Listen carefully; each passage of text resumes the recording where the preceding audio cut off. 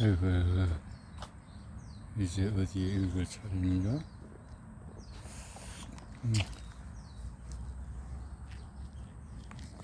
자, 무드셀라가 메트세라라고 했네요. 자, 인간은 그렇게 건강하게 살려면은 스스로의 선택으로 된다고. 하나님이 만들어주신 하늘의 어떤 뜻에 있는 것이 아니고, 자, 선택권은 많이 할수록 가능성이 열리는 법이다. 착상전 유전자 진단에 의해서 배아의 모든 유전자 스크린이 가능해진다면 어떻게 될까? 체외 수정을 한 부분은 여러 개의 배아 가운데서 착상시킨 것을 몇 개 고를 수도 있을 것이다.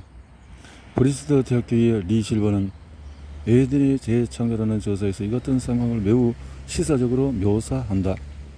어떤 부부가 불임치료 클리닉을 찾아가서 IVF 체외 수정을 하고 이를 통해서 얻은 몇 개의 배아에 대해서 PGD 착상전 유전자 진단으로 유전자를 해석한다.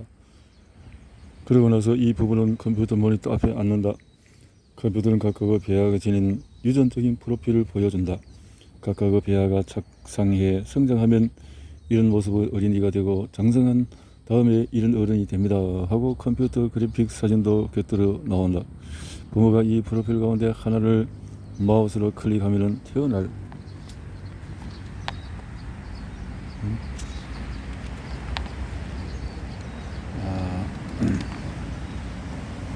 그럴 때에는 태어날 아기가 16세가 될 때의 사진의 화면에 비춰진다. 새로운 페이지 기술로 태어난 최초의 아기 그레이스. 배아 단계에서 혈액병 유전자를 제거하는데 성공했다고? 이목구비나 피부색, 기타 이런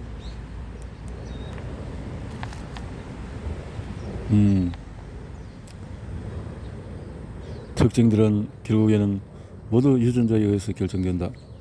중대한 유전자 질환이나 심장병 또는 암과 같은 복합적인 질병, 복수 유전자 및 환경 요인이 결합해서 일어나는 질병에 걸릴 위험이 있다면 이것도 프로필에 나타난다.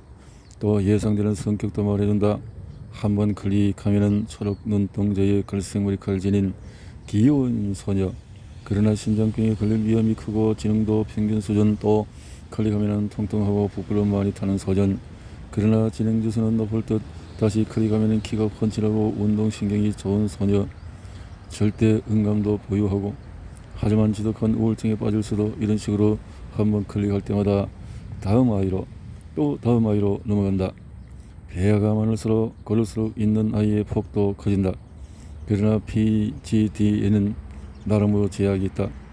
부모는 한 번의 IVF로 얻은 배아 가운데서만 선택할 수가 있다. 한 번의 IVF를 통해서 만들어지는 배아는 한 개에서 많아야 20개 정도다. 그 이상으로는 어렵다. 이들 배아에는 각각 장점과 단점이 있다.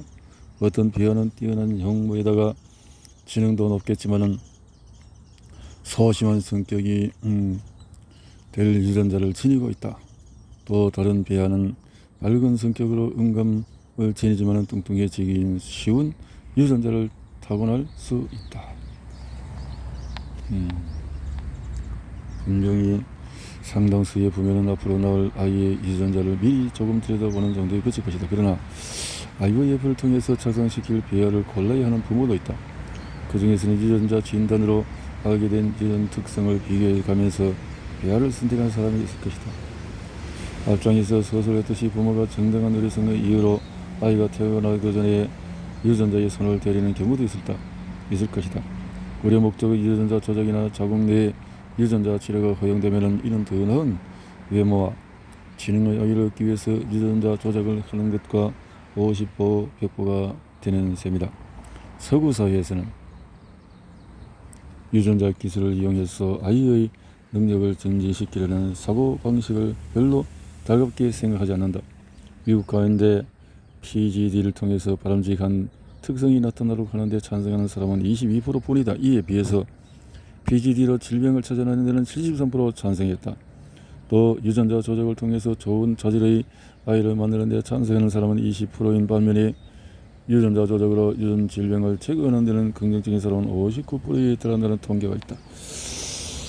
그래서 질병 치료를 위해서는 50%, 60, 70% 이렇게 올라갈 수 있지만은 이 사람을 뭐 어떤 기능적으로 능력이 있고 없고 외모가 좋고 출중하고 이런 것을 인간적으로 만든다는 인간 조작의 참 신에 대한 도전이 될 수 있기 때문에 그런 부분에 대해서는 근데 이것을 55, 100%라고 이제 윤리적인 생각에 따라서 차이가 많이 있겠다라는 생각이 드네요. 사람의 사고에 따라서 저자의 사고는 어느 정도의 수준일까? 이런 것을 공부하는 사람들의 수준도 볼 수 있겠죠. 읽는 사람도 자 이렇게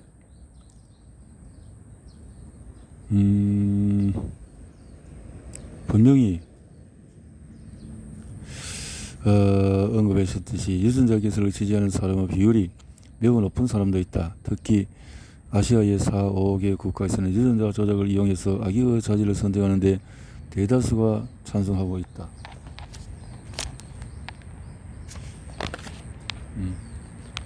서구에서도 사고방식이 바뀌어서 비슷한 상황이 될 가능성이 있다. 존스 홉킨스 대학교의 유전자 및 공공정책센터가 실시한 조사에서 유전자 조작으로 바람직한 특성 아이를 만드는 것을 용인하는 미국에는 1994년에 10%였지만 2001년엔 20%가 되었다. 게다가 이 같은 반응은 나이가 따라서 달라진다. 같은 존스 홉킨스 대학교 조사 자료에 따르면 유전자 기술을 지지하는 사람들은 50세 이상 연령층에서 14%였지만 18, 29세에서는 27%에 달했다. 사람들은 의료 목적으로 유전자 기술을 사용하는데 대체로 지지하지만 개인의 외모나 능력을 증진시키기 위해서 사용하는 것에는 별로 찬성하지 않는다. 하지만 이들 사이는 광범위고 애매한 회색지대에 놓여 있다. 다운 증후군을 예방하려는 것은 분명 의료 목적이다. 특정 질병의 발병 확률을 상승시키는 유전자를 찾아내어서 이를 유전자 조작으로 제거하는 것도 의료 행위에 포함이 된다. 그럼 심장병, 암의 발병 확률을 평균보다도 훨씬 낮춰주는 유전자를 선택하거나 조작하는 것은 어떨까?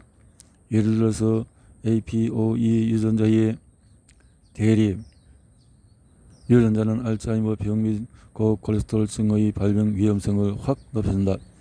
이에 비해서 이 두 대립 유전자는 그 위험성을 전체 평균보다 낮게 만든다. 자, 당신 몸에서 이 포를 제거하는 대신에 이 둘을 심어준다고 가정해보자. 이는 병을 치료하는 것인가 아니면 당신 신체의 기능을 강화하는 것일까? 여기에는 여러 가지 의견이 있을 수가 있다. 또 이번에는 CCR5 유전자에 대해서 생각해보자. 이 유전자를 지닌 사람은 전체의 1%다. 이를 지닌 사람은 HIV에 대한 면역력을 보인다. 아이의 유전자를 조작해서 CCR5 유전자를 지니게 해준다면 그 아이는 AIDS에 대한 저항력을 갖게 한다. 물론 이 유전자는 AIDS에 대한 저항력을 만들어주는 것 외에는 다른 기능이 없다. 하지만 이 유전자를 인위적으로 갖게 된다는 것 자체가 아무나 갖추지 못하는 신체 방어 능력을 확보하는 셈이므로 인체의 기능 강화로 볼 수 있을 것이다. 마지막으로 한 가지 더 심장병, 당뇨병, 암의 위험 인자가 비만에 대해서 살펴보자. 비만에는 6개 유전자에서 일어나는 적어도 40개 정도의 변이형이 관련된 것으로 추정이 된다. 비만의 위험을 낮추는 것은 확실히 의학적으로 가치 있는 일이다.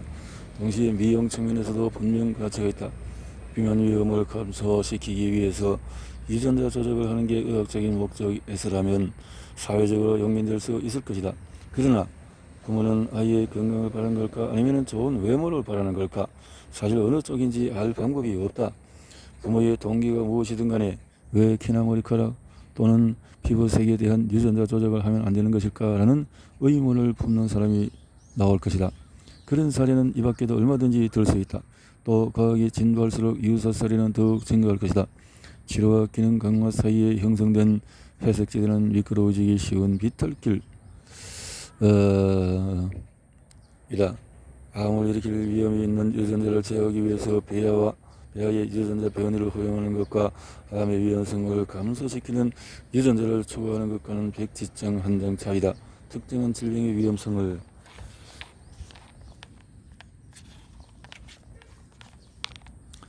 제어해주는 유전자를 인위적으로 주입할 수 있도록 길을 터준다면 다음에 젊고 오래 살기 위한 유전자, 즉 여러 질병들의 발병 위험을 억제해주는 유전자를 주입해야 하는 것도 이상하게 보이지는 않을 것이다.